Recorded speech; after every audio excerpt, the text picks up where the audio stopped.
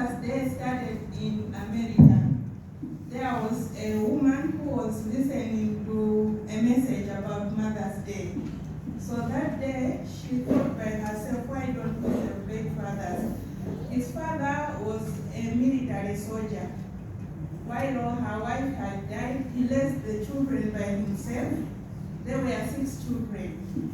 This happened in 1900, and later on in 1972, it was declared that every third week of June will be celebrated as a Father's Day.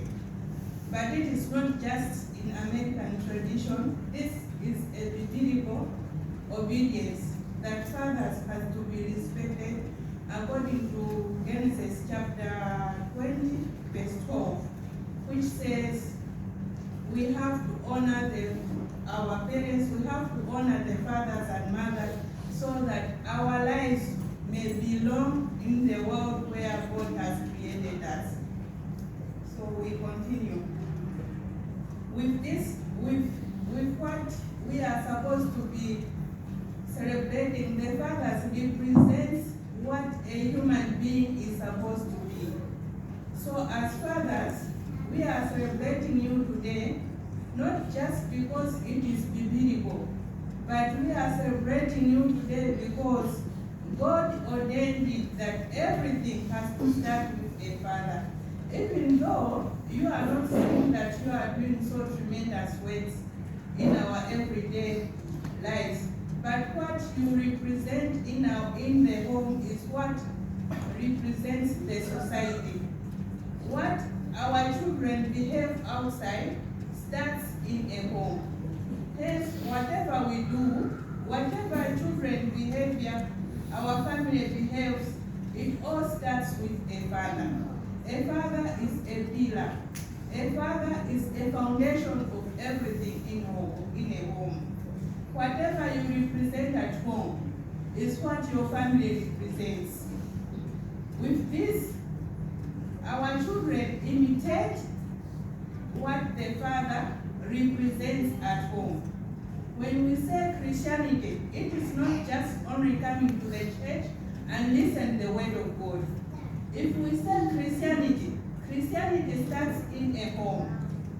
Christianity starts with our lives, starts with the Father. When God created a man, the first issue, all the commandments, when God created Adam, the first thing God did was to give Adam principles and rules on what he is supposed to do, right? So anything that happens in our homes, every problem that happens in our home, God points to a father. As we all know, when Eve sinned in the Garden of Eden, God didn't point to Eve, no? But God knew that Eve is the one who has sinned. Why didn't God just go to talk to Eve direct? But he left Eve aside and went direct to Adam and asked him, where are you? Why didn't he point out to Eve? Why he knew that, why didn't God point out to Adam? Why he knew that Eve was aside, was there, is the one who committed the sin. These fathers, don't take it for granted. Our homes, our families, our wives, our children, they imitate what is in us. So whatever happens, it is our prayer that you will imitate God in your lives, in our lives. What you represent is what our lives are going to obsess. Our lives are going to do what you represent in our homes. So the foundation of a good home is the foundation of a good society. If we say our societies are clean, everything starts in a home. So we are celebrating today. We are encouraging you that even though you are not seen as very healthy, know in your heart that you are the pillar, you are the foundation of our homes. May you be blessed. May God keep on sustaining you, because you always provide for us. You always bring protection for us. In whatever we do, you are always there to defend. You are always there to protect. It is not an easy task.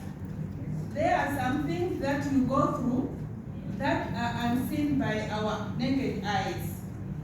Women, mothers in the house, we have to keep on interceding on these fathers. They have a great responsibility that sometimes it is unseen.